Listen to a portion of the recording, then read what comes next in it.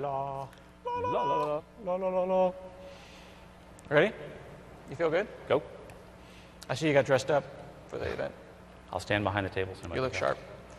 Cool. Hey, everybody. Thank you very much for spending some time with us today here at TechEd. Click. We are Scott Hunter and Scott Hanselman. This is my boss. He is one of the three Scotts between me and Guthrie. And we are collectively known as the Lesser Scots. Also, Scots the Lesser. It's like attorneys general. I heard that Mary Jo Foley actually called us the Lesser Scots herself in her podcast this week. This is a real thing. When we're in a meeting with Guthrie or another superior Scot, people will gesture towards us as a collective and say, well, what do the Lesser Scots think about that? It's become a thing now, and it's official, so welcome to us. One plug that I want to put in is if you haven't seen it already, please do check out Azure Friday at friday.azure.com. It's a video podcast that I put together. They're 10-minute, small, no marketing, no fluff conversations with me and the people who built Azure. I basically figured Azure's hard to learn. It's going to be difficult for me to learn it all, so I'm just going to go and talk to the people, the men and women who built the thing, and say, hey, explain this to me. And then I figured I would film it at the same time. And you can get these up on the iTunes, Channel 9. You can subscribe to these. They work great. It's small how-to stuff every Friday. Check it out. And we've got about 100 episodes so far, so it's becoming a body of knowledge, right? Cool. We are going to talk to you about ASP.NET and web tools and juxtapose the two things, and about the current status of what's going on with Visual Studio 2013.2. Which was just released today. Released today. So if you've got 2013, you can update to 2013.2 today for free. We all know who the father of ASP.NET is, Scott Guthrie. He is not here. He is the great Scott. He has also been promoted. He's now an EVP. EVP. There's SVP, CVP, EVP. He's now EVP. He's an EVP. That's better than the other two. Yes. So he's living the dream right now. He's actually done a number of upgrades and improvements with the with the money that he's making now. So we're feeling pretty excited about what Scott's been accomplished. We're going to juxtapose a few things, and this is going to come out throughout the talk. There's the difference between ASP.NET, which is the runtime. You think of it right now as being in the GAC, in the Global Assembly Cache. We're going to maybe change your opinion about that. And then ASP.NET Web Tools. Sometimes we'll update Visual Studio with an update like 2012.2 was an update to ASP.NET. Yeah. And that updated Web Tools, but ASP.NET in the Global Assembly Cache didn't change. Other times we'll ship updates to ASP.NET as NuGet packages, as optional packages that you can deploy or not deploy with your ASP.NET apps. All of this is a part of the one ASP.NET kind of philosophy that we've been adopting maybe for the last 2-3 years. It's been in process. It's been in process. It shipped with VS 2013, though. Yeah. And what one ASP.NET means is that for a while there was this kind of fighting, this infighting between web forms and MVC, and kind of this East Coast, West Coast, Biggie, Tupac kind of thing, where people were making each other feel bad about, like, well, are you MVC or are you Web API? Oh, I do web forms and web pages. It's all part of ASP.NET, and we're trying to come to a unified model where you can choose the thing that makes you happy. But the thing that makes you happy may also be some other project. It might be you. It might be an open source project. It might be ServiceStack.NET or Nancy or Simple Web or any of a whole series of alternate views on what a web application should look like. All of those things are part of ASP.NET and should be pluggable. The more important thing about one ASP.NET is, instead of making that choice when you first start your application of which framework you're going to use, let's say you have a web form application and you decide you want to add some web API to it. You can now just right-click, say add web API, we'll add the web API. You can right-click, add MVC, add MVC. So the point is, you no longer have to be fearful that when you make a choice, when you start a file new project, that you've made the wrong choice. Exactly. And that you're stuck. In the past, when you said file new project, you were given a choice of like 10 different flavors of ASP.NET application, and no matter which one you picked, it was wrong. And you would always have a sense of like, well, I'd like to have an MVC controller in my web forms app. Is that cool? Are we cool with that? And then you would hack together the web config, and you'd show it to your boss, and he'd go, I don't think Microsoft's going to support that. And then there was a project GUID inside of the CS proj, and MVC projects were different projects than ASP.NET projects. All of that is gone. ASP.NET apps are ASP.NET apps. If you have a web forms app, you can right-click and say Add Controller. If you have an MVC app, you can add web pages. If you have web pages and you have a .aspx extension and you would like to have friendly URLs, you've got that. All of these things, all of these products in green here, living side by side, and a little bit later at the end of the talk, we'll show open source projects all living together in the same application.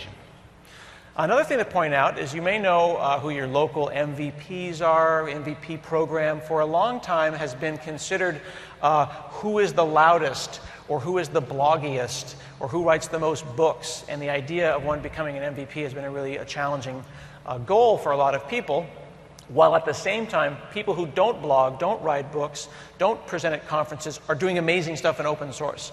So we've changed the MVP program now where someone can become an MVP based entirely on open source contributions. Literally, your commit log is your resume, and we've already had people like the Nancy.web.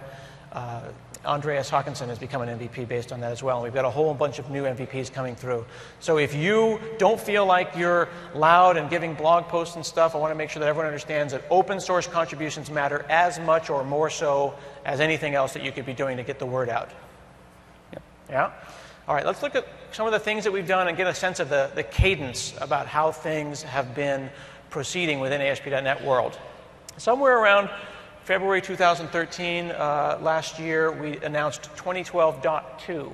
And that was an update to Visual Studio 2012 that graduated some interesting features from labs status, some fun editors, into here and marked the beginning of kind of the modern web era for Visual Studio. We included less and Sass support inside of Visual Studio. What else do we put in that? We'll have to look at the big old pile of bullets in a minute. 2013 came out, and we're continuing that cadence of about every 6 months, maybe every quarter, depends on what we're doing, to have updates to Visual Studio. And these are free updates, these .1, .2, .3 releases. And it's not just ASP.NET that's doing that. When 2013.2 came out today, we're going to continue that cadence. Now, we're doing a focus on what we like to call the modern web. And the modern web is Angular and Ember and Backbone and underscore and noun.js. Just pick a noun. Just flip open the dictionary, pick a word, lawnchair.js. That's actually a popular JavaScript library. Who knew? Any noun. We're going to have continued support for these kinds of libraries on the client side. People keep asking us, sir, how come we don't just make our own library? Why do we not just write superscott.js? Why do we use the libraries from what's the Microsoft MVC library? Do we need to prescribe one? We don't think so. The ones out there are so good that why, if there's one out there that actually serves the purpose and has all the features that you would want, why would we just go and clone something? Right. You don't necessarily need us to put a team together of people who think they're the smartest people in the room to go and write a library when we're competing effectively against the entire internet. Right. Right? So like jQuery, right? There was a time when jQuery won. Like it won the internet. Like Oprah won the world. Like it won the entire internet. And we're not going to write a competitor to jQuery. No. So it's unclear right now who's winning. Ember's popular. Angular's very popular. Maybe Angular's winning. We're going to support those libraries in our editor and in our project templates. And I think we're going to talk later this week as well about, we think the same way about tooling as well. So if there's tools out there like Grunt and Bower that people are using, we would rather integrate those in and make them work better with Visual Studio than go create our clone of those things. Right. Now, we haven't got code names yet for these things, but we've shown them to a couple of people who are pretty excited about them. And at this point, the Dalai Lama is pretty stoked. Future versions of ASP.NET I showed to my mother-in-law, and she was really, really impressed with some of the work that we had done. Now, of course, we're working really hard on this, and we need to stay focused. So if Hunter stops by, if my boss comes by the office, we need to make sure that we get out of his way very quickly. I never can find anybody in the office. Every time I walk in an office, we're working from home.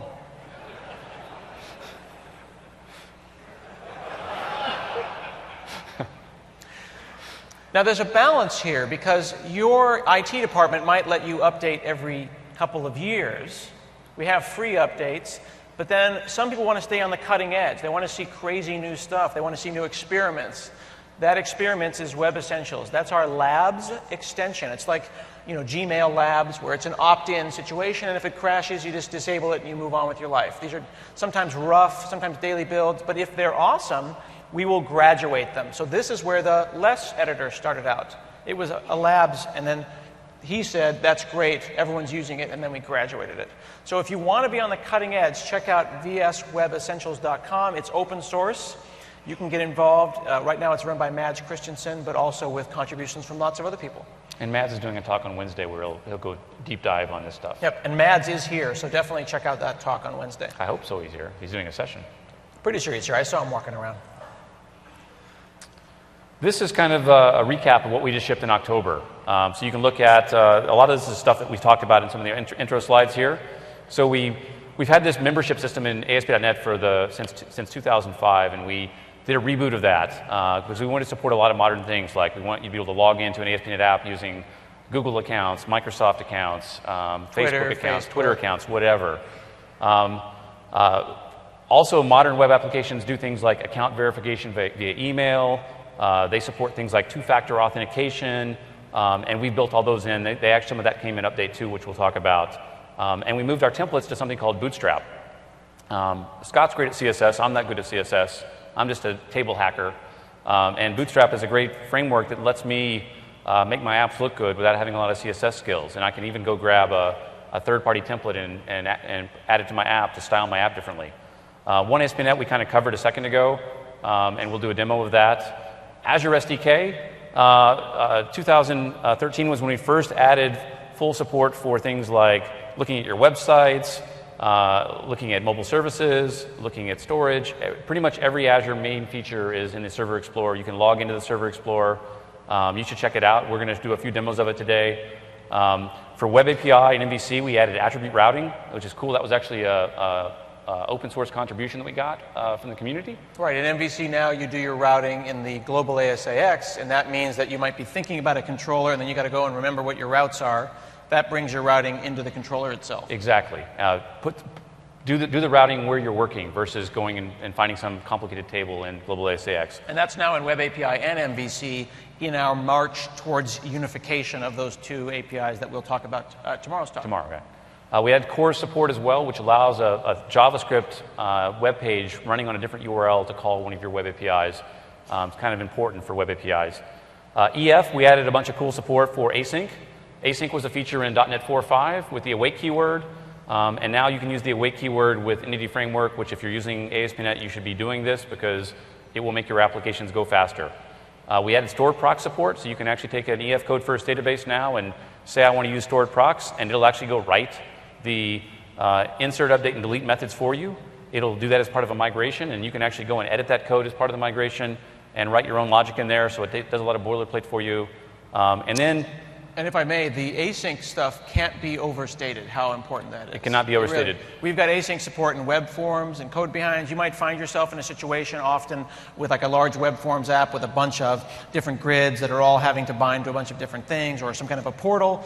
Right now, you're going to make calls out to the database and calls out to web services and calls out to the file system, and all that's happening synchronously, and you're sitting there holding that request thread open, especially for long-running calls. Well, I think what people don't realize, we have a demo that we run internally at Microsoft where we have a static page that has no code in it at all, no .NET code, no nothing. It's just a blank page with the markup.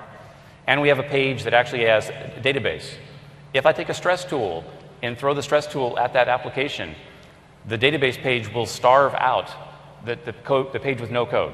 So because each time we hit the database page, it basically goes and talks to the database, holds a thread, keeps a thread, and then the page that has no code in it gets starved out because there's no threads to support it anymore. If you put the await in, the starving goes away, both pages return at the same rate, and you have no problems. Right, and this isn't necessarily background processing. Asynchrony and background processing are different things. The idea is that I'm about to do some I/O. I'm going to talk to the network, and I'm going to have a blocking call.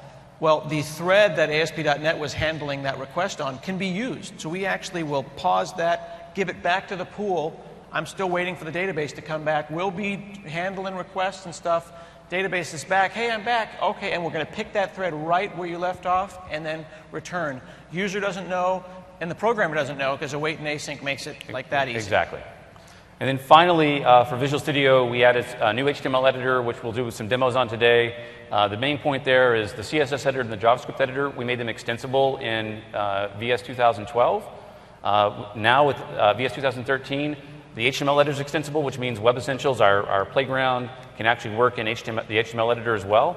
We added a feature called Browser Link, and we use that for doing live page refresh, and we'll do a demo later where you can basically run an app, make some changes in Visual Studio, and having to go and refresh your browser, you can just tell Visual Studio to push over to the browser, and the browser will refresh. It's also extensible, and we're going to show the extensibility by showing Web Essentials, where you can do a lot of crazy stuff here. Basically, there's a conduit between Visual Studio and your browser. They can talk back and forth to each other. Well, don't give it all away now. Okay.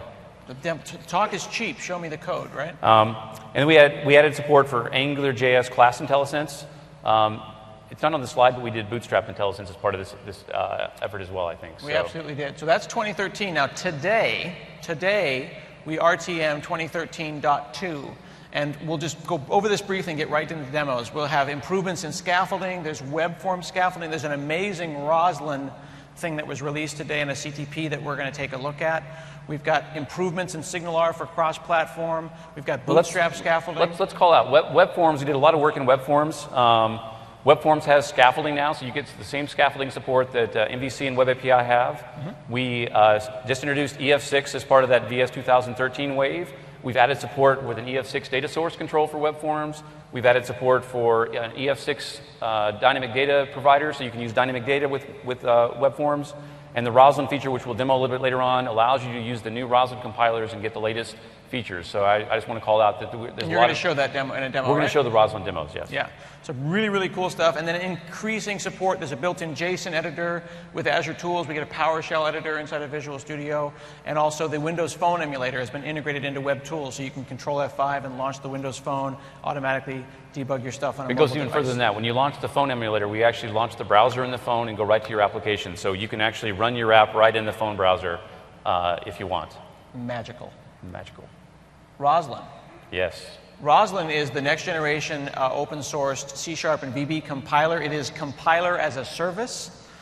This means that you can use this to compile stuff dynamically yourself, and we are using this. But what's great about Roslyn is that new language features, new things that are happening in C# can be tried out today. He's going to show you how you can plug this in today in the Visual Studio you have today. Try all new language features that aren't even shipped yet on C# 6 now. Yes. And then, hey, I don't really like that. Hit disable, and you go back the way it was, and it all lights up. It's amazing. Great new code analysis tools, and it's all open source. And the cool thing is we're releasing today on the NuGet Gallery, we're releasing a code DOM provider for ASP.NET, which enables you to use this in the ASP.NET you're using today, whether you're using Razor files, ASPX files, ASCX files, if you've got code in an app code folder, all those things where we don't use the compiler on the disk, where ASP.NET compiles for you, that is all completely supported today as a pre-release package that we have. Another benefit of this as well, we had a customer that had a crazy app that had like thousands of pages, and it had a startup performance problem. And we were able to cut that down by about 80% with Roslyn, because once Roslyn boots up, it compiles super, super fast because it's compiling into memory. 80%? 80%. That's pretty hot. So if you saw my talk earlier, we talked a little bit about those things, not writing to disk, doing things more in memory. Roslyn is the thing that makes that happen, and we'll talk even more about that tomorrow in our ASP.NET vNext talk. Yeah. Now, all of these things support Azure, and we continue to put in support for Azure. Azure can be a little bit confusing to some people. I'll give you a brief overview. This is kind of how I look at it. Remembering that everything starts with storage, and then there's VMs on top of that. Websites, my favorite thing, and where I run all my personal sites are on Azure websites, sits on top of that. So virtual machines are infrastructure as a service, and websites are platform as a service. So you hear people saying IaaS and PaaS, and those are confusing acronyms. So the way I look at it is like this. Websites, you can do those languages there on the upper left, and Azure handles the operating systems. Because I don't want to think about running Windows Update. I don't have pets for a reason. I can't keep them alive. I don't have to water the dog or whatever. I'm not sure what's involved in keeping the dog alive, but I know it's a hassle. With a virtual machine, it's like a puppy. You have to maintain it. You have to run Windows Update on the puppy. You see how the analogy is breaking down.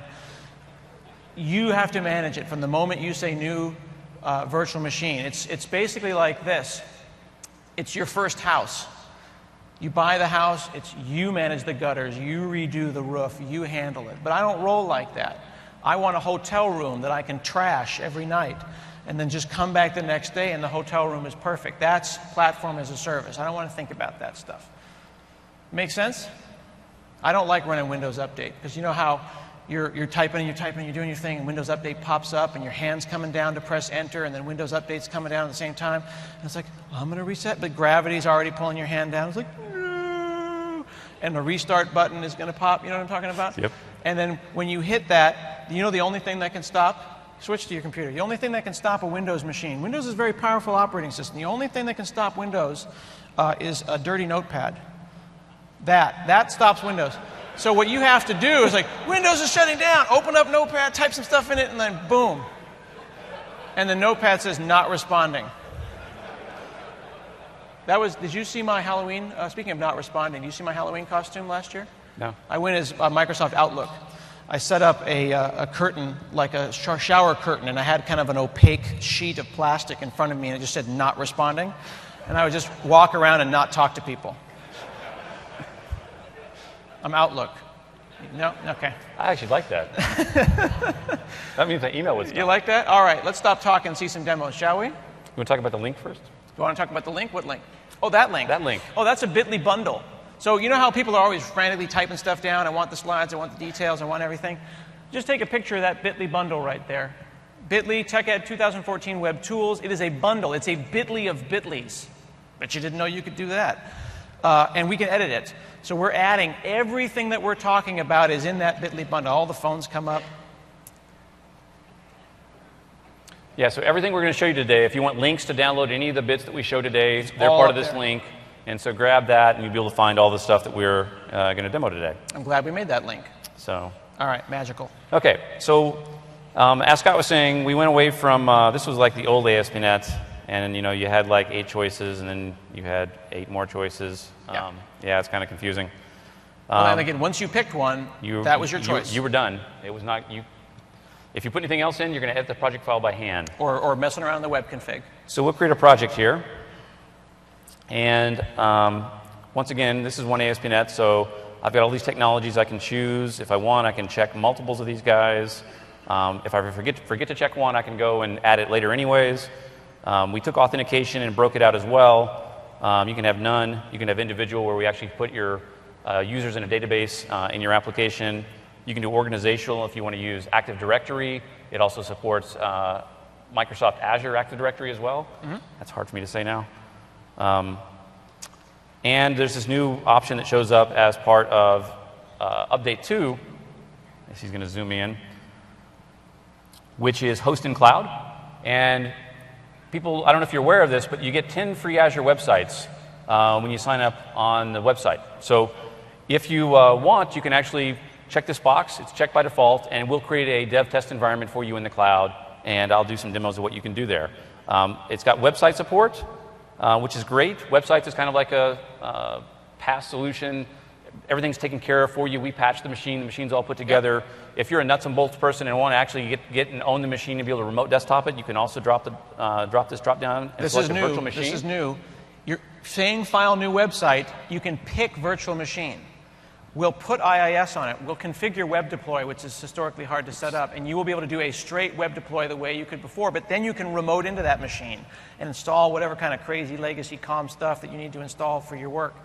So you have the choice of your first house or a hotel room, same dialogue, same deployment experience. The benefit of doing it through File New right now is we actually take that virtual machine, we install IIS on it for you automatically, we install ASP NET on it, we put the debugger on it for you, and we put MS Deploy on it. And we give you PowerShell scripts to go and deploy that. We'll show that. So we'll actually create PowerShell scripts, so then you can now right-click on them and deploy from PowerShell. So that makes deploy.bat or deploy.ps1 So I'll create my app here. Happen. You like that? One guy was like, I'd like to, no. Stop. What's wrong with you? Well, there's more. There's actually more here. It's pretty good, actually. And in the process here, we put in a PowerShell system. What's it doing down there? Create publish settings? It's actually creating I love the indefinite progress bar. Yes. It's one of my favorite progress bars. So let's look at the PowerShell. So yeah, so as we were saying, these are PowerShell files, and if I open one of these up, you'll see that we now have PowerShell support in Visual Studio. And then you can right-click on that and open it up into ISE and manage it and do it any way you want. And it also introduces you really nicely to the Azure SDK and how those things work as well. But the premise here was, I've never published a production site out of Visual Studio. I probably never would. Why would my customers? And so the idea is, we're just going to give you the scripts. We're going to write them for you. You can modify them to your heart's content. In the next update that we have coming for the Azure SDK, we plan to take this a step further, where right now, if you do publish inside of Visual Studio, it still does our publish model. Mm-hmm. We're going to let you choose, do you want to use the scripts, or do you want to let us do it for you? Exactly. So you'll be able to run the scripts right from publish in Azure. Yeah, publish from VS is nice if you're doing some dev, but when it comes time to be legit, you shouldn't be publishing your company's production website on Fred's laptop. So because of this, we fill all your publish information out. It's ready to go. I just press the publish button, and we'll start publishing ourselves up to Azure. And you'll see it's pretty quick. Bingo. When we first started working on this stuff a few years ago, this was like a 15-minute process, and we've got it down to pretty fast pace now. 20, 30 seconds there. Yeah. And that's on this internet that's running here. Yes, over the high-quality internet that you get at the hotel here. So the next thing is, if you're actually running an app and you start running it in the cloud, how do you do things like tracing and debugging? And let's drill in here. And I'll look here and go and open up the code behind file. And let's just add some tracing logic here. System.diagnostics, trace. It's so adorable when managers trace warning. code. You're a hunt and peck coder, sir. Let's write some. Thank you, Scott. He's not really actually typing. I recorded this earlier. He's just going like that, and it looks like there's actually typing. I'm going to republish, and when I republish, I'm going to make a small change here as well. I'm going to go and change this from release to debug, and I'll show you why I want to do that. So it's republished. Oh, it was a release deployment before? It was a release. By default, we do a release deployment. So okay. Now we're running up in the cloud again. And for fun, I'll go over this About page and hit this About page a few times. Okay. But let's look at the Server Explorer integration that we have over here. So let me slide this out, and let's do a refresh. And this is going and making a call out to the RESTful services that part of Azure. When you do something in the Azure portal, it calls a back-end REST service. When you do something at the command line in PowerShell, it calls the same service. So all of these things you're doing, whether you do them in Azure in the portal, in Visual Studio, in PowerShell, in Node.js, or on a Mac, they all call the same thing. So if there's something that he's doing that you don't like clicking on, automate it. All of these things can. We've even got a .NET management API now. So your NUnit or XUnit tests, your continuous integration systems can use .NET to call automate Azure. So you can fire these websites up, do everything he's doing, test it, and then tear it down. Right. I'm going to actually go to the configuration options. So I right-click and click configuration, and I can now have a bunch of options. I don't have to go to the portal to mess with this stuff. I can do it right here in Visual Studio. I'm going to turn warnings on, and I'm going to save that to the cloud. So I've just modified my settings in the portal. And now what's cool is I can right-click on my node now, and I can say, I want to see streaming logs. Okay. Let me zoom in on that a little bit for you, if you don't mind. I can zoom myself, sir. You can zoom? Are you okay to zoom? I can do that. Okay. Let me zoom back out. And let's go and hit that About page. And you can see, as I hit the About page... Thank you, sir. You're welcome. Why would you say that about yourself? It's all Scott's. That's great. So I can do tracing. I can see tracing live in Visual Studio. The next thing is, what if I have a bug in my application? Well, we added a new feature as well in October where I can right-click over here and I can say attach debugger. And so what will happen, the first time I do this, it'll take about 15, 20 seconds, 25 seconds. We actually go out to the Azure portal and reconfigure your site to support debugging. The cool thing is, this is pretty amazing. Azure Websites is running in hosted environments, and so we're actually attaching a debugger just to your instance. We're securing it where only you can see your instance of the application in the cloud. And now that it's there, And this only, actually, that pause there, that 15 seconds, that only happens once. Once that's been set up, then you're able to done. do The it next from time you do it, it's a 3 or 4 second connection just to wire the debugger up. I think this is really nice for devs who don't necessarily have full admin on their machines, or they don't necessarily have IIS on their boxes. They want to do something crazy, fire up 15 or 20 different sites and test them all different ways, and then tear them down, and you spend $1 doing it. We can go right back over here, and I can put a breakpoint in here. All right. And So you're on live Azure, and then boom, breakpoint in production on Azure. So that's pretty cool. And full access to memory, full access to the whole thing, live in the cloud. I'm going to be aspirational and say our hope is for the next Azure SDK is to actually make F5 and Control F5 work directly in the cloud automatically without all the attached debugger kind of semantics. Yeah, I just noticed this. How come we're not using this, by the way? Sir? I don't know what that TV is for. It's like a Surface, right? Is this a Surface? You've got the screensaver on now. It's the new Surface. Let me close a few files out here, and I want to show something here real quick. So I'm going to go to my models folder here, and I'm going to add a new database. Add a class here. Call it product. Dun, dun, dun. Dun, dun, dun. And I usually fill the empty space with patter. Yes, I'm not as skilled as you. Oh. So a couple of times ago, we gave this talk, a different version of this talk at Build, and in the reviews, someone put down, I don't think they like each other very much. We got angry Scott today. Like, no, this is pretty much our daily interaction. He's like a grandfather to me, and we're the same age. I'm glad it's review time, Scott. So something that we did as part of the update that came out today is we added web form scaffolding is a feature that you can download and install. And there's a cool thing that I'm not even sure Scott's aware of. There's this link here at the bottom, which is basically click and find more scaffolding. So scaffolding is now pluggable. If I click over here, it'll actually bring the gallery up, and you can look and take a list. I did not know that. So that is some wacky stuff. I had no idea. That is interesting because before, this is important, this is not going to make some people happy. If you've been a fan of scaffolding in the past, it was done in PowerShell. It was put together with PowerShell and Dreams. And it effectively was an orchestration where we would go and automate Visual Studio. Now, while it was really powerful, it wasn't very extensible, and it wasn't very robust. If something went wrong, then you'd find your application in a state that was really not ready. So we've rewritten scaffolding and made it a first-class thing. He noticed that he said, add scaffolded item.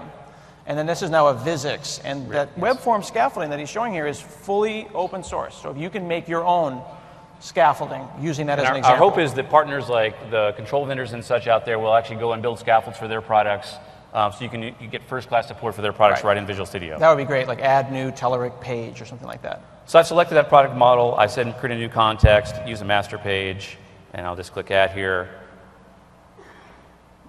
Okay. And once again, we're going to show that we can actually now scaffold web And forms. now, is this using code DOM to do this manipulation? How is it doing this? Not PowerShell anymore. It's code. It's actually using code. So okay. We had a scaffolder that you and Steve Sanderson wrote years and years ago that was basically PowerShell. The difference between this and that is this is meant to be redundant. So if it breaks something in your app, it'll roll itself back and not leave your app in a broken state. It does a lot more checking than you guys would have had in your. And the source code for this scaffolder, which is now in beta, the web form scaffolder, and of course we already have Web API and MVC and various versions of that, is all up on GitHub and in that bit.ly link that we gave you guys. So you'll notice that I now have a product folder in here, and inside of that I've got a default ASPX and an insert, edit, and delete page. Now we're showing web forms, but I want to make sure you're clear that this is across the things. I could go from this web forms app and then scaffold out Web API for the same objects. It's all one ASP.NET, right? I make an entity framework database, maybe a simple one like he did, maybe a complicated one, then make some pages on it, maybe in MVC, maybe in web forms. Then I could go and make an API on them talking to the same context. It all fits together. All right. And this is, of course, using Bootstrap, so it's lovely looking by default. Yeah, and other cool stuff is if I do something here like put goofy text down here, I do an insert. This is actually from Chrome. That's new. This is actually from Chrome. So that's HTML5. Yes, it is. So if I inspect the element and we zoom in here, oops, where did I lose it at? Zoom out. Harder than it looks. Let's inspect again. You let me know when you need help. You're killing me, Scott. Yeah, type equal number down here. That's where the magic happens there. So because the type equals number there, and this happens, once again, everything we're showing, like the scaffolding, the web forms, it doesn't really matter what technology you're on. If you're on MVC, you're on web forms, we do the same thing everywhere. The HTML5 stuff was great. Mobile browsers supported it first, but now we're starting to see desktop browsers supported as well. So you're getting the validation right from the browser. So in this example, we've got web forms and HTML5 and a modern browser, and it did the right thing. Yes. Cool. Okay, I'll show one more Azure feature real quick. Let me take my project and I'll add one more thing to it. Where am I? You're only running 8 Visual Studios? Only 8 today. I'm going to take my solution here, and I'm going to add a console application to it as well. So let's go here, and we'll add a new project. If you haven't got 2013 yet, you'll find, and this has been my experience as well, he's running this on a pretty midline Ultrabook. This is an X1 Carbon Touch. He's got 8 versions of 8 copies of Visual Studio running. A lot of work was done on performance and memory pressure. If you've got an SSD and 8 gigs of RAM, which is what he's got here, you're going to have a pretty nice experience. We're not bringing in beefy machines. He's not remoted into some giant thing. He's having a pretty good development experience on a 3-pound laptop. So if you're not on 2013, maybe you're still on 2010 or 2012 at work, that's a good reason to maybe think about moving forward. And additionally, you can go file new project on 2013, and you can choose all the way back to .NET 2. So you don't necessarily have to go .NET 4. You can still maintain and build your older applications if you like. So this, I've just written a stupid console application that basically loops around, writing a number out, and sleeps for 5 seconds. And what I want to show is, you know, Azure Websites was great when I showed that. I can build my website there, but if you're really building a real web application, you might need to have something running in the background, potentially processing and sending emails and stuff like that. And so I see. This is a long-running task. This is a long-running task. And so I want to show one of the new features that we introduced a few months ago is the ability to have these kinds of tasks associated with your website in Azure. So what I can do, this is some tooling that some of the guys on the team wrote as well. I can right-click on my web project now, and I can say Add. See, I used to do this with queue user work item, which is not what you're supposed to do. And again, every thread that's doing that is starving the web application. Well, the problem with the queue work item is your ASP.NET application can be killed anytime by the host. And so if you have something that takes like 5 minutes, let's say you're generating a PDF. If we go and kill the app domain, you don't know where were you in that PDF generation. If you run this thing outside of ASP.NET, you're not going to have those problems. So I'm going to say I want an Azure web job here. I'm going to associate my console app, press OK. And now these things are associated together. If I publish my application back up to Azure again. Think about all the different things you could do with this. Squishing PNGs that the user had uploaded, right?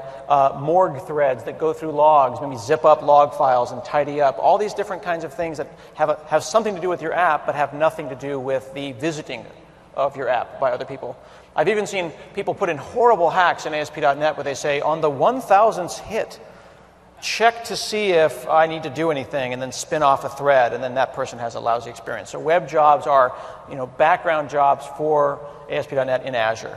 So now what's cool is I can come over to my portal, and I can find this website that we have here, and I can drill into it. I can go to the Web Jobs tab,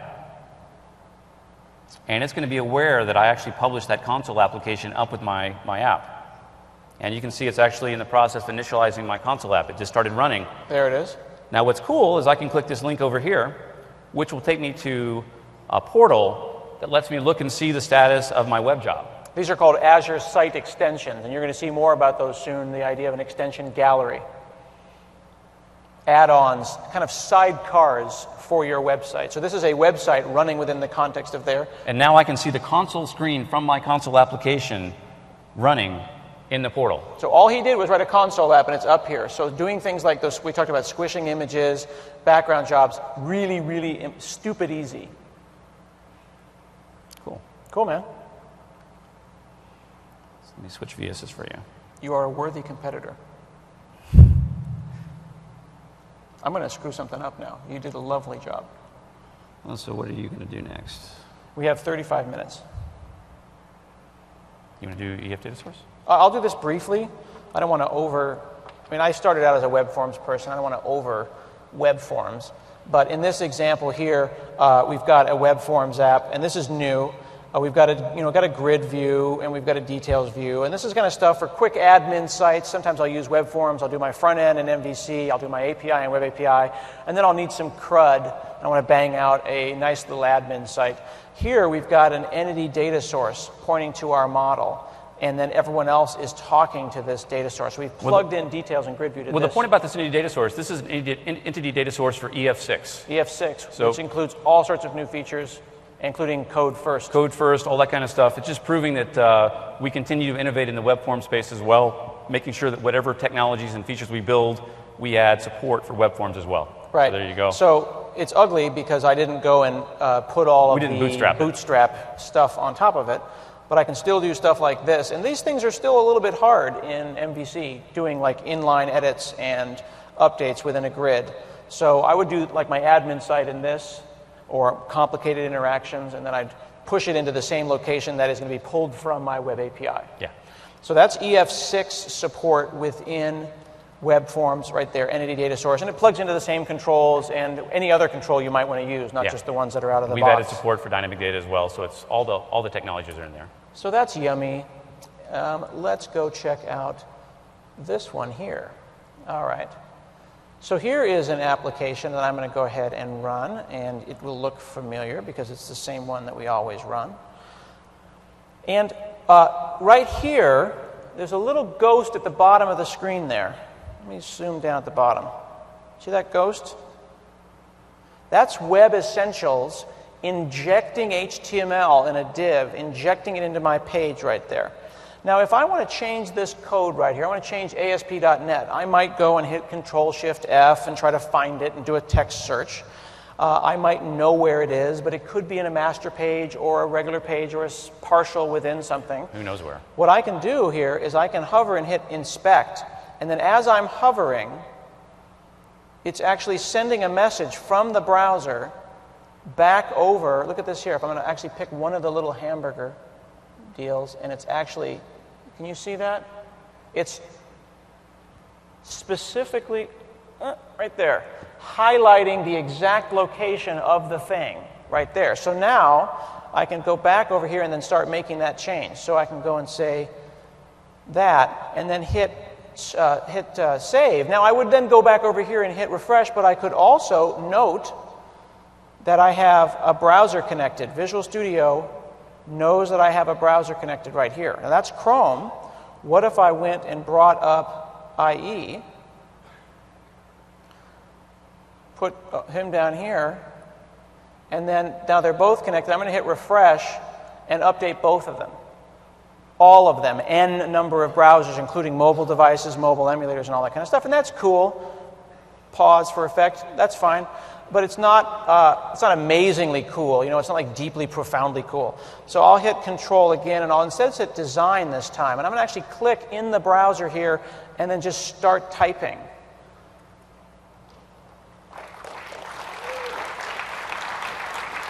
You should show that if you go back to Visual Studio, all the undo buffers have been updated the same way as they would if you typed in Visual Studio. So I'm hitting undo now. I can actually undo that. We didn't just paste that in there. I can go back and put it back the way it was, and then hit refresh, and it's updated everywhere. And that's kind of cool, but that's not like deeply cool, right? I'm too tired to clap. So you know how you always go into F12 Tools, and then you get it exactly the way you want it? And then you're like, don't move. Okay, it's perfect. You know, take a screenshot, something. You can't view a view source. The DOM is exactly the way you want it. Then you got to go back over into the source and figure out, okay, well, where did that come from? Da, da, da, da, da.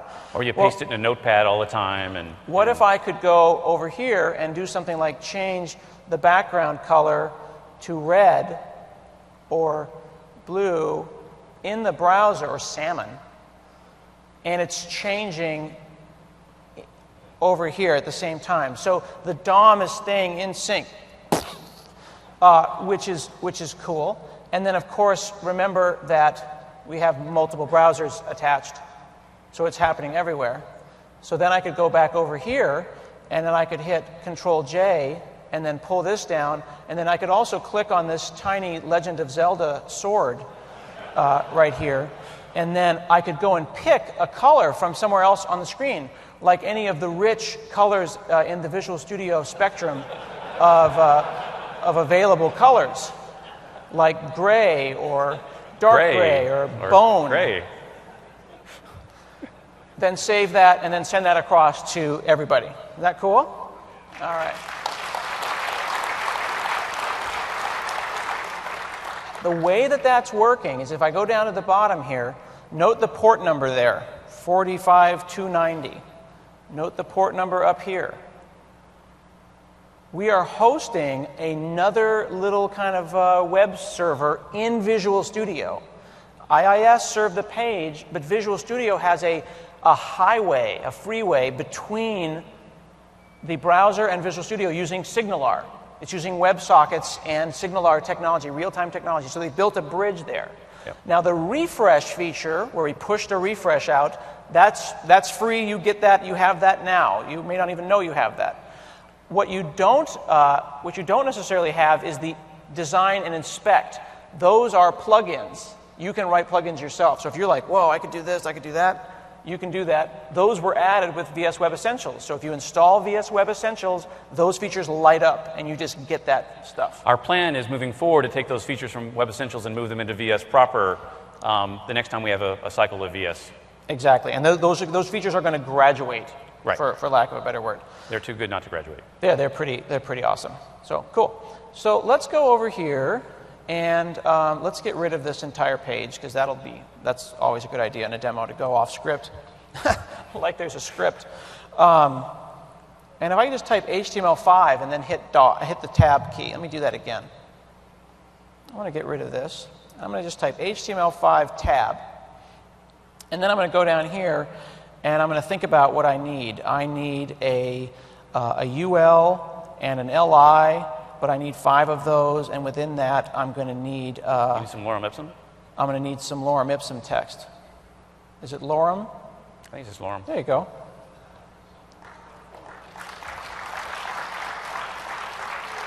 But maybe what I really want is an LI with a UL with an LI, and I need 3 of those, and then I need an A, and then within that I need some lorem text, but I only need 2. The link to finding out all the ways you can do this, one of those links in that bit.ly link that we showed earlier, and we'll show again when we're done, shows you where a page you can go to on the internet and find out about all the crazy ones of these you can do. Doot, doot, boom. Oh, well, there you go. So that was called Zen coding, or Emmet. Emmet. And you already know this, because it's basically reverse CSS selectors. Additionally, I could go and say, like, these TDs like this, right? And then within that, an A. But then I could go up a stack, yeah, and then start again. So I popped. So it's exactly what you think. This way, the greater than goes that way. The little hat takes you up a stack. And you can go and make an incredibly complicated thing. Now, what's cool about this, though, is that I can then say, remember, reverse CSS selectors, maybe add #foo.bar. #foo, that was an ID, .bar, that was that, right? So now I know about Bootstrap. Maybe I could say button large. yeah. Make sense? Or I've got a thing called foo with another thing called bar, and then UL's beneath that. So Cool. it's pretty cool. That's Zen coding. You get that also for free with Visual Studio Web Essentials, which is the new hotness, in case you hadn't heard, and then undo. Boom. Isn't that nice? Cool. Now, sometimes there are people at work, older people, maybe your boss, and they look at like the...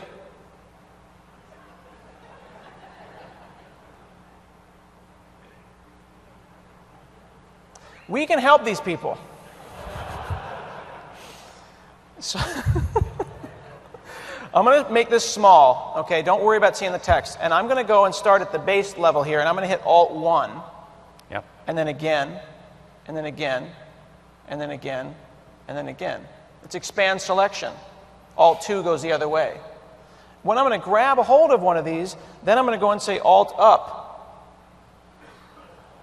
Oh.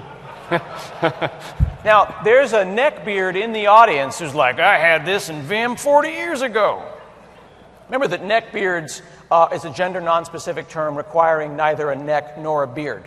Right? If you use VI or Vim or Emacs, you're a neckbeard automatically. And that required a Control-D with a Shift-A and a Function 1. It's like Control-K. I know that F7 prints in WordPerfect, though. I don't know why I still know that, but yeah. So that's pretty cool. You can even like freak out your friends and neighbors by just going like this.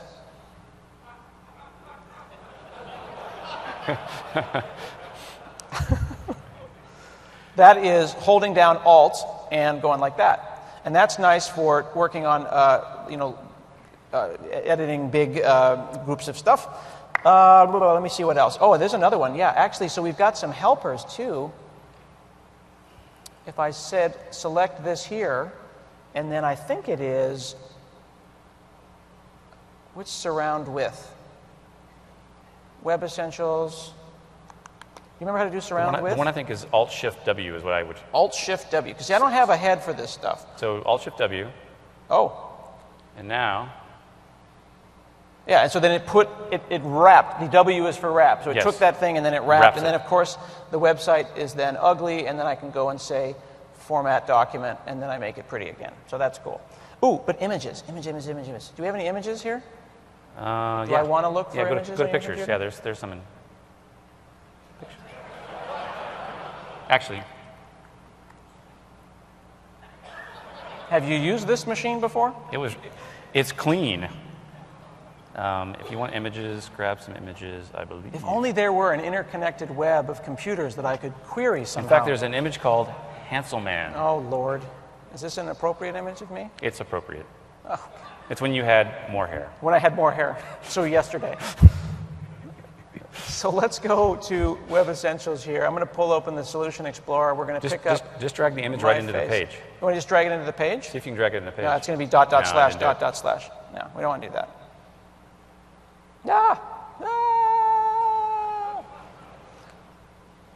Paste it in the page. I know. I've used a computer before. No, I mean, it's a new feature that might be in the Web Essentials that we have. Try pasting it in the page. We're going to paste it? Okay. Copy paste. This might not work. This is off script. No, we don't have the newest bits. So you want it to just work? Mads has new bits where when you actually paste an image into the editor, it actually copies the image to the images folder and puts a link in the page for you automatically. I saw this on Sunday at a pre-conference. Sassy. So we don't have that build yet, obviously. I love that. I just stepped in a pile of sassy. All right, let's go over here and let's drag this image right there, right? And I can hover over it. It's a new feature. Which is nice. And also see Tiny Scott over here. I can hit Control, period. Or just hit the chevron that shows up as well. But you can't ever hit the chevron. This is my experience hitting that chevron. Mine too. Yeah, it runs away. So I just Control dot. I'm not good with hotkeys. I don't like watching demos where someone's like hotkey, tappity, tappity, right? I know Control comma, Control dot, and that's basically it. And then if I have a question, I hold down Alt and I start clicking on stuff. Usually that'll get me the code that I need. Otherwise, I just go to Stack Overflow and then copy paste it directly into production. So then I can hit that. Now the great thing about this is these are features that you can use to tell your boss things took longer than they really did. You know, I'm going to have to go through this entire page and add height and width attributes for everything. I'm probably going to have to work from home to accomplish that. So, actually, I met this guy recently, a couple days ago here. He said he was doing a startup, and he's like, we got a startup, and I'm doing stuff all over. I got offices all over the world. And I was like, man, don't tell me Panera Bread is not your remote office all over the world, right? You can't say, you know, I go to Starbucks and that's my home office. But yeah, he works from home. So this encode in base64. Yeah. If you want to inline the image in your page. Yeah. So we've inlined that image now. I'll prove it to you. It is great for high-performance websites. If you're doing like thumbnailing and stuff like that in a page. To prove that it's real, I see an error here.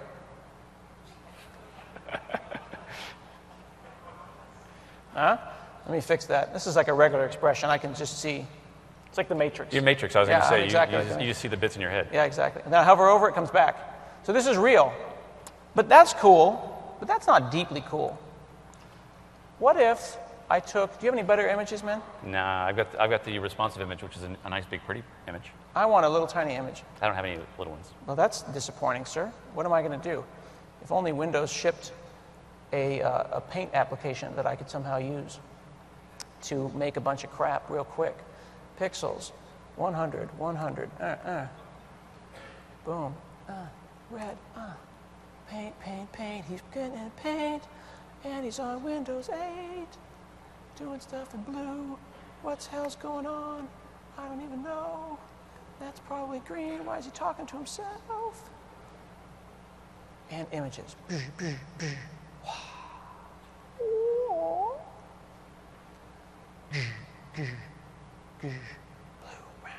He's colorblind. These are gray. Okay. Ooh. You know what a sprite is? Check this out, friends. Sprites are when you have a bunch of images and you want to put them together into one image. That way you bring the one image down. You only pay for the HTTP call once. Sometimes you have little tiny images like toolbars and toolbox buttons and stuff like that, where the header for the HTTP request is actually larger than the image itself.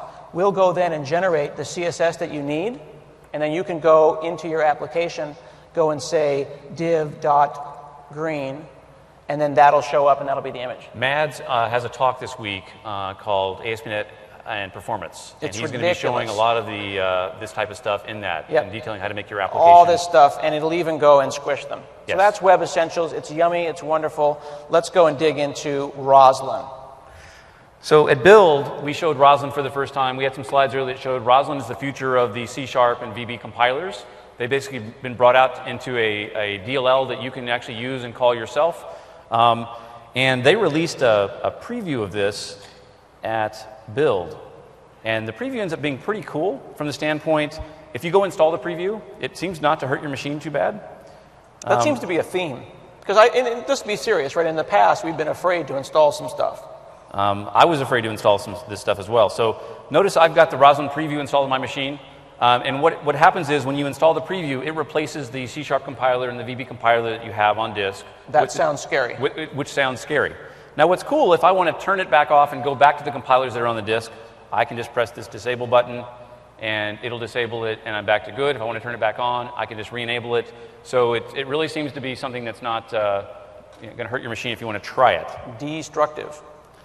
Now that's the compiler side, so that's your code behinds, your controllers, your models, anything that's a .cs or a .vb, right? But CSHTMLs and ASPXs aren't. Correct. So well, the way it works is when you do Control-Alt-B and build in Visual Studio, we actually, as part of the build step, we build your CS files. There's a variety of files that we build. There's other files like ASPX, Razor files, anything in the app code folder that gets built on the fly when it's accessed for the first time in your application. And the way that works is something we have something called a code DOM in ASP.NET. Now what's cool is we just released a NuGet package today. Let's bring this up here.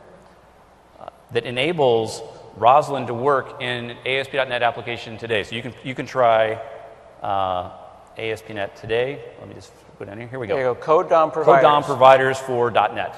Code DOM, just like a DOM in the browser that represents a tree of your languages, this is what we do. We go and we build that all up. So all dynamically compiled things as ASPX, ASCX, CSHTML, stuff like that, Razor pages. So there's a bunch of new stuff coming out with C#, right in there, 6, all sorts of new features to make the language cleaner. Yeah, so you can see all this does is takes your ASP NET application, adds a line to web config where it says system.codedom, and adds the compiler into your application. So this is not invasive either. You can uninstall the NuGet package, you go back to normal. Yep. And this is a web forms app as well. Now what's cool is I've got this app today that returns a customer. So I've got this customer object. It's got a private string, first and last. They're initialized in the constructor, and then I have getters for them. Yep. And that's great. Let's go over. It's a little repetitive. It's kind of boring. And I've got a web form page that basically news one of these up and displays it. Nothing crazy here. Dun, dun, dun. Dun, dun, dun. All right, so this is not special. Not special. Okay. Now, what's cool is I can switch back over here, and I'll comment this out.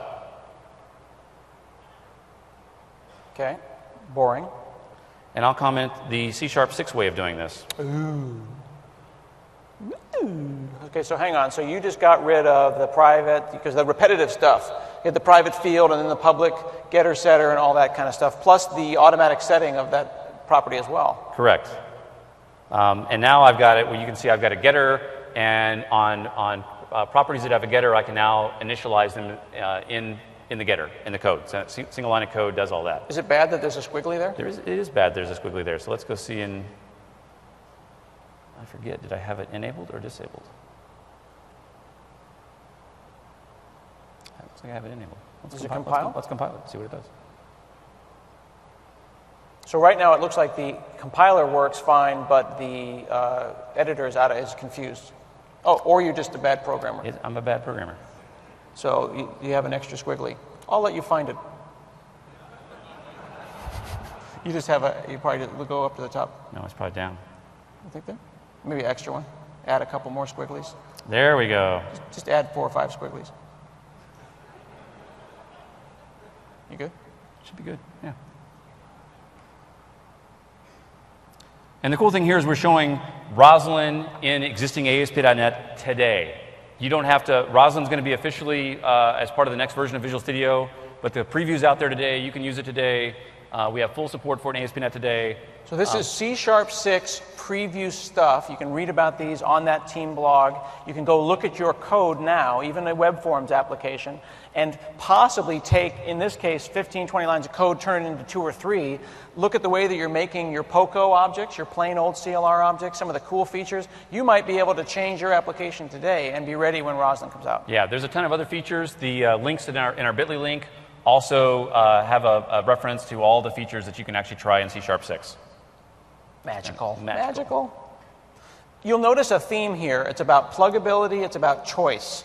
You should be able to try something out in a way that doesn't scare you or damage things, whether it be Web Essentials features or swapping out the entire compiler subsystem for either or both of C# and VB files or your dynamic files. If it doesn't work, you just disable it and you move on with your life. Is that cool? All right. We have 11 minutes. We have 11 minutes. Tiny, tiny applause. Back in the day, man, back in the day of COM, people were, you type red server 32 and people are like, oh, that's amazing, oh, you're the best. Nobody anymore, right? If I don't if I file new company, then no one is impressed. It's just a tragedy. We've got a products controller here. This is Web API. And in this example, I'm going to do a get, and I can pull back some products and get products. We've seen this kind of stuff before. It's not really very exciting. But one of the things that we've got that you may have heard about is the ability to inspect and look at these controllers, these Web API controllers, and generate a help page. You can ask about the services. If you're going to build an API, you have to have some way for people to find out how to call it. Right. Especially in your organization. So I can go here and say /help, and there is generated docs. I don't know why there's no documentation, because we didn't write it.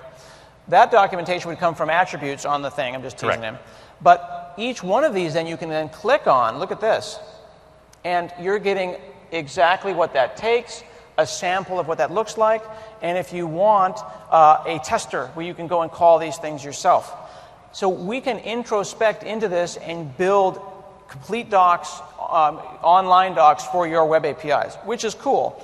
But sometimes you're off doing things like Postman, right? Postman is a, where's Postman here, dude? Click him, go to the second page. You got enough stuff here? Lots of stuff. Yeah. I see that Postman's on the second page. And Postman is a really great REST client. It's just a little lightweight, pusher of stuff. I can go and type these things in. It's kind of like Fiddler, but this is really focused on web APIs, and it has this feature where I can go and say, I want a collection, and import a collection. And a collection is a JSON file that describes the shape of my API. Now, we have that code in the help system where I can generate my help. What if I could go and generate that as well? So we've got a Postman controller, and Postman controller goes in, spins through for each API and the API descriptions, and it goes and generates a nice Postman request in a shape of JSON. There's what a Postman request looks like. You can see it's using system web description, so it's using some of the stuff we use to build a help page. That's exactly right. This is the help page expressed as JSON in a way that makes Postman happy. Postman looks like this, API/Postman. Okay, there's the GUI. Bring it in here, import it, boom. Go over here. Now, look at this. Bingo. Now I can go in, call these, and have complete control over my APIs. And then, of course, because it's web API, I could go here to headers. I could hit accept. Instead of saying JSON, I could say text XML, and then I could send that and get back the exact same thing in XML, depending on how my client is. So very, very flexible, integrates with Postman. Again, choice, choice, choice, right? Not everyone's using everyone's tools. You should be able to use the tool that you want to use as much as you want. So that is web API. Let's do the identity stuff. That's hot. Okay. Cool, cool, cool. No pressure. No pressure at all. Go, go, go, go, go. So entity, ASP.NET Identity has been rewritten, and it's better. Why did we rewrite it? We wrote it for a couple of reasons. First off, it was not very flexible to change. So for example, one of the first things I want to do if I'm doing identity is if I'm using ASP.NET Membership today, I might want to have my own, when you log in, I want to know what Hanselman is. I want to have your first name, your last name, your address. User profile data. This information, your profile. We gave you the profile written by the membership system wrote a blob of data to the database. You couldn't query it, you couldn't touch it, you couldn't do anything. So one of the things as part of this new membership system is if I drill into the models folder here, there's now this identity model. And inside this identity model, there's this application user. All I have to do is add whatever fields I want to this application user, run an EF migration, and I've added all those profile data into a database table that I can actually touch and see and have access to. The next thing is, if you were a web form developer, the membership system we gave you had a lot more functionality than what we gave the MVC developer. It had ability to do password resets, a variety of things, and we decided we want those to be everywhere. So the new identity system also brings all that capability. You can do, if somebody fails their passwords too many times, we'll slow the attack down. We start doing account lockout that basically says, okay, you can't log in for 10 minutes, 15 minutes, 20 minutes, whatever it is. So phrasing it differently, password validation, how you choose to take a password, what a password means to you, how you want to authenticate them, one factor, multiple factors, everything's pluggable. You don't want to store it in this database, you want to store it in that database, you've got that ability. Everything's interfaces. Another thing we heard is people wanted claims. Claims is something that showed up in .NET 4 or 4.5, I'm not sure exactly which version. And the idea of claims is it's just a bucket of information that represents all that we know about you. And we've now integrated ASP.NET's membership system with the claim system, so you can do claims. All right, impress us. Then you can drill in here a little bit more, and you can see I've got full control of password features and stuff like that. And here's user lockout enabled by default, and then the timeout span. But where it gets really cool is you notice this register two-factor auth. So in this particular example, I've got account verification turned on. So if I create a new account, it's going to send an email message to me saying, hey, to verify your email address. Are you real? And it's got the ability, if I go and configure a phone number, I can actually have it do two-factor auth, where when I log in, it will actually ask me to do some of that. Okay. So to write that code, I've got your phone here. to write that code, We have 1 bar. good. There's basically 2 things you have to tell us. You have to tell us we need an email service and an SMS service. And all an email service is how do we mail something? And I've got some code written here already. This is just using SMTP client, and I'm using SendGrid, which is something you can grab from the Azure store for my mail server. Okay. And I got this SMS service class as well, where I used Twilio to actually be able to send SMSs. Yeah, Twilio is really, really easy. You can sign up for it, and they've got a free trial, and this will let you go and send texts. And so after I add both of those, and it really is that easy. I know he's uncommenting stuff to save time, but it's seriously that easy. that was not healthy. And all of this stuff you can get from, you probably got to shut down other versions of IIS that are running. Where is my That's the thing. IIS? Which one is IIS? It's not there. Can I take a look? Go for it.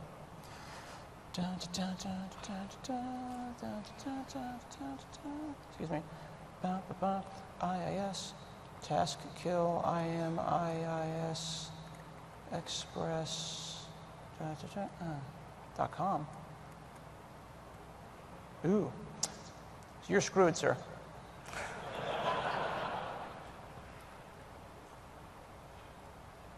So you copied this from another location, so you're, there's already someone associated This with is that actually not particular copied from thing. another location. Let's try this. You sure you didn't? Yeah. Okay, you're the boss. This feature is also available today as well. Yeah, I bet if you change it, doesn't help it. Sure? So I'm just messing around, I have no idea. This feature is available today as well as part of Update 2. Somebody open on that port? That's a good port. Keep talking, man. People are watching. So this is what is it? Hey, if it works, I'm going to get cheers. If it doesn't work, then it's over for you. Hey, don't. Hey, it hasn't worked yet. It hasn't worked yet. It has not worked yet. It hasn't worked yet. I'm getting a raise or I'm getting fired. Let's watch.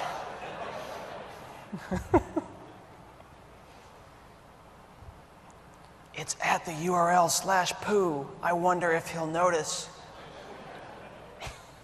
Oh, no.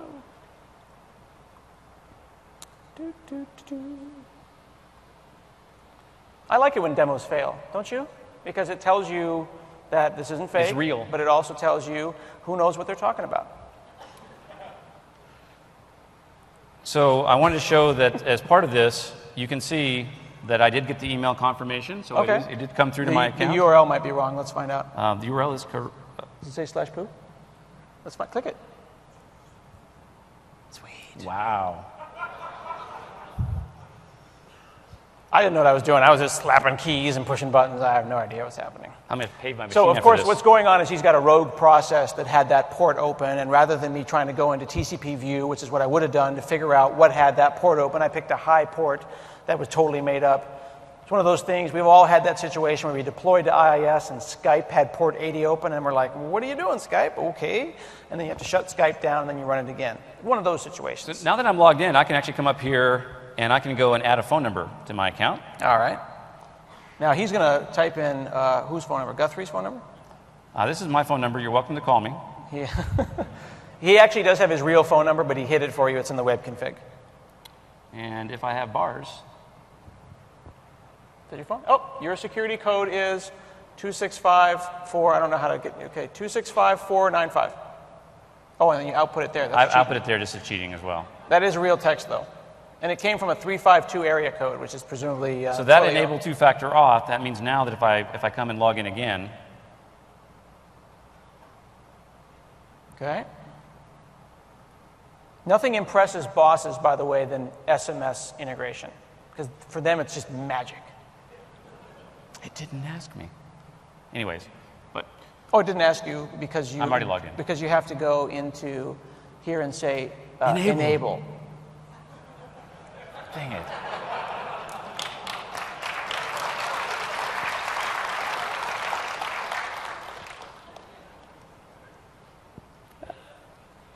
It is fun to work at Microsoft. It is. Except for when the part where we're evil. There we go. The other part is good. Phone code. Okay. Submit. Bingo. 294382. Again, the class for that is configurable, right? So you can do this however you want. You can make that number longer, potentially, if you wanted to. It could be a key fob. It could be a QR code. It's up to you guys how you want to implement that stuff. The point is it's extensible. And then the final thing that we could do... In the remaining negative 2 minutes. Negative 2 minutes. Is yeah, all point these... this out. Yeah, so pointing this out, he's got Twitter off, Microsoft off, Google off, Facebook off, all right there. If you want to turn those things on, it's easy to do. You just fill them in, press save. With real information. Yes, with real information. Actually, so then if you go over there and then say external logins. Let me just make sure I launch it again. Dun, dun, dun. Yeah, you can do that. Login. Yeah, see, then it says Microsoft right there. And you can skin that any way you want. Make sense? You can then associate external logins, but if the first time you registered it was with an external login, it'll prompt you to do internals and all sorts of stuff like that. Slides. So, Bitly, remember, let's go back to Bitly and stop for a second. Make sure you grab the Bitly link.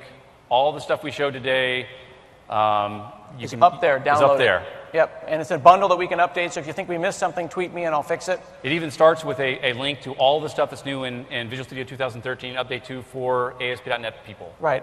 Please join us tomorrow morning. It's like 8:30 in the morning, and we're going to go through a full hour on ASP.NET vNext. And then join me. The next session is David Fowler, who is a developer at Microsoft. We've actually allowed him out. And he is going to do a 400-level session on a deep dive into the why and the how of ASP.NET MVC. The next version, when we say ASP.NET vNext, we mean ASP.NET that'll be in the next Visual Studio, not the stuff that we showed today. We're talking about crazy stuff. A year from the future. So we'll make you very happy. So check that out. Here's a list of sessions. You want to take a picture of that. These are all recommendations that we'll give you. So here's your codes. All of these are good speakers. They will not waste your time. All right. There's one more slide of. And then here's the next one. There's lots of ASP.NET. Oh, you want to go back? Sorry, the Android people are still booting up their camera. Okay, hang on. There's a guy with a BlackBerry up front who just got it working. All right, go ahead. All right, everybody feel good about that now? I'm sure the flash is working too, so excellent job on that one. Okay. PowerPoint is on the schedule builder, or you could use the internet. Okay, thank you very much. You guys are awesome. Go and visit everybody over at the booth. Lots of fun stuff going on, and this is going to be up on Channel 9. And be sure to complete an evaluation and maybe win an Xbox or gift card. Angular's winning. We're going to support those libraries in our editor and in our project templates. And I think we're going to talk later this week as well about, we think the same way about tooling as well. So if there's tools out there like Grunt and Bower that people are using, we would rather integrate those in and make them work better with Visual Studio than go create our clone of those things. Right. Now, we haven't got code names yet for these things, but we've shown them to a couple of people who are pretty excited about them. And at this point, the Dalai Lama is pretty stoked. Future versions of ASP.NET I showed to my mother-in-law, and she was really, really impressed with some of the work that we had done. Now, of course, we're working really hard on this, and we need to stay focused. So if Hunter stops by, if my boss comes by the office, we need to make sure that we get out of his way very quickly. I never can find anybody in the office. Every time I walk in an office, we're working from home.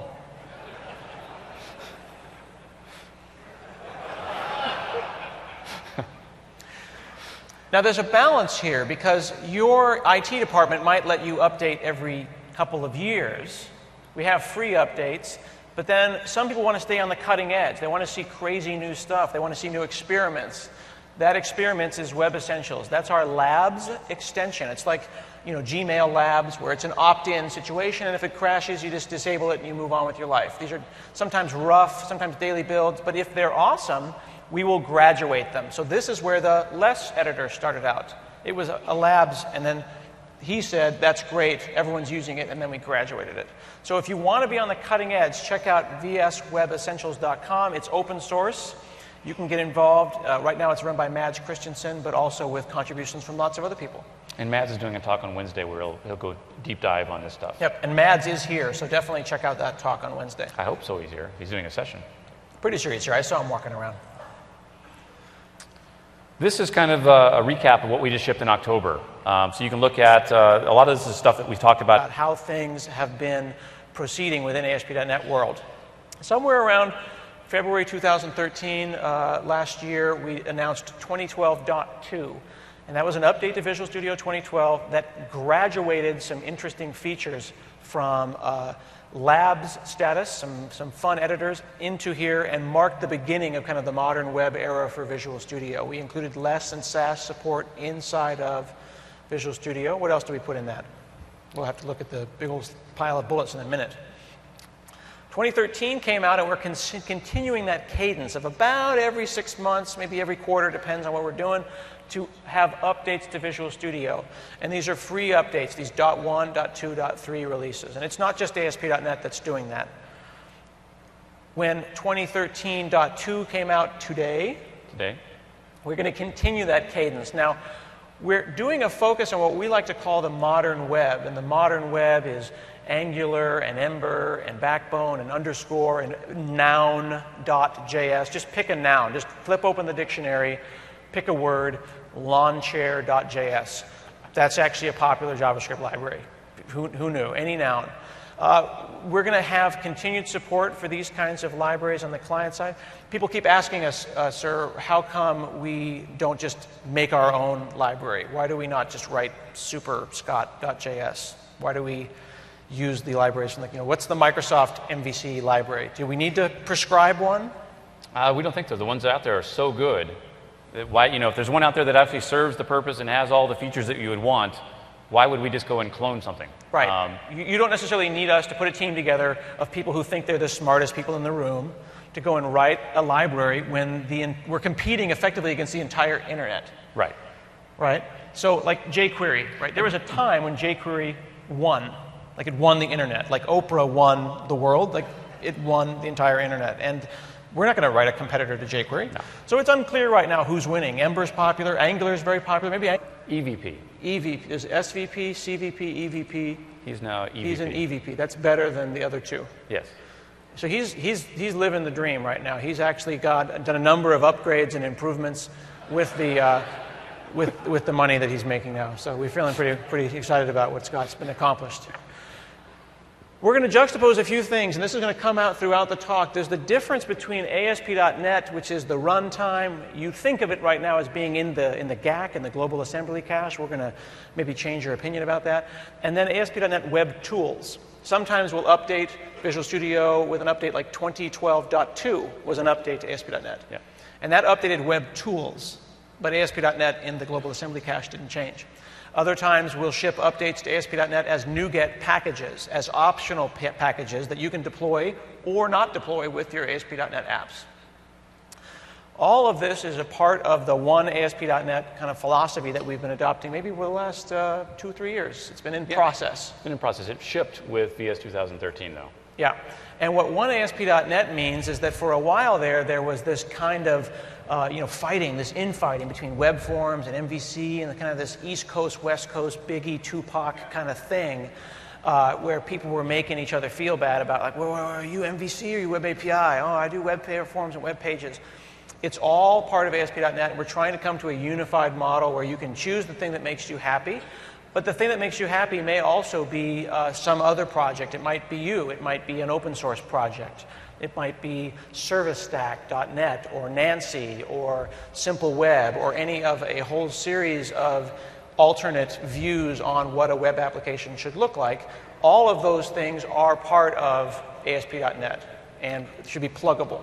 The more important thing about one ASP.NET is instead of making that choice when you first start your application of which framework you're going to use, let's say you have a web form application and you decide you want to add some web API to it. You can now just right-click, say add web API, we'll add the web API. You can right-click, add MVC, add MVC. So the point is, you no longer have to be fearful that when you make a choice, when you start a file new project, that you've made the wrong choice. Exactly. And that you're stuck. In the past, when you said file new project, you were given a choice of like 10 different flavors of ASP.NET application, and no matter which one you picked, it was wrong. And you would always have a sense of like, well, I'd like to have an MVC controller in my web forms app. Is that cool? Are we cool with that? And then you would hack together the web config and you'd show it to your boss and he'd go, I don't think Microsoft's going to support that. And then there was a project GUID inside of the CS proj, and MVC projects were different projects than ASP.NET projects. All of that is gone. ASP.NET apps are ASP.NET apps. If you have a web forms app, you can right click and say add controller. If you have an MVC app, you can add web pages. If you have web pages and you have a .aspx extension and you would like to have friendly URLs, you've got that. All of these things, all of these products in green here, living side by side, and a little bit later at the end of the talk, we'll show open source projects all living together in the same application. Another thing to point out is you may know who your local MVPs are. MVP program for a long time has been considered who is the loudest, or who is the bloggiest, or who writes the most books. And the idea of one becoming an MVP has been a challenging goal for a lot of people, while at the same time, people who don't blog, don't write books, don't present at conferences are doing amazing stuff in open source. So we've changed the MVP program now where someone can become an MVP based entirely on open source contributions. Literally, your commit log is your resume, and we've already had people like the Nancy.web. Andreas Hawkinson has become an MVP based on that as well. And we've got a whole bunch of new MVPs coming through. So if you don't feel like you're loud and giving blog posts and stuff, I want to make sure that everyone understands that open source contributions matter as much or more so as anything else that you could be doing to get the word out. Yep. Yeah? All right, let's look at some of the things that we've done and get a sense of the cadence about. La, la, la, la, la, la, la, la. Ready? You feel good? Go. I see you got dressed up for the event. I'll stand behind the table. So you look sharp. Cool. Hey, everybody. Thank you very much for spending some time with us today here at TechEd. Click. We are Scott Hunter and Scott Hanselman. This is my boss. He is one of the three Scotts between me and Guthrie. And we are collectively known as the Lesser Scots. Also, Scots the Lesser. It's like attorneys general. I heard that Mary Jo Foley actually called us the Lesser Scots herself in her podcast this week. This is a real thing. When we're in a meeting with Guthrie or another superior Scott, people will gesture towards us as a collective and say, well, what do the Lesser Scots think about that? It's become a thing now, and it's official, so welcome to us. One plug that I want to put in is if you haven't seen it already, please do check out Azure Friday at friday.azure.com. It's a video podcast that I put together. They're 10-minute, small, no marketing, no fluff conversations with me and the people who built Azure. I basically figured Azure's hard to learn. It's going to be difficult for me to learn it all, so I'm just going to go and talk to the people, the men and women who built the thing, and say, hey, explain this to me. And then I figured I would film it at the same time. And you can get these up on the iTunes, Channel 9. You can subscribe to these. They work great. It's small how-to stuff every Friday. Check it out. And we've got about 100 episodes so far. So it's becoming a body of knowledge, right? Cool. We are going to talk to you about ASP.NET and web tools and juxtapose the two things, and about the current status of what's going on with Visual Studio 2013.2. Which was just released today. Released today. So if you've got 2013, you can update to 2013.2 today for free. We all know who the father of ASP.NET is, Scott Guthrie. He is not here. He is the great Scott. He has also been promoted. He's now in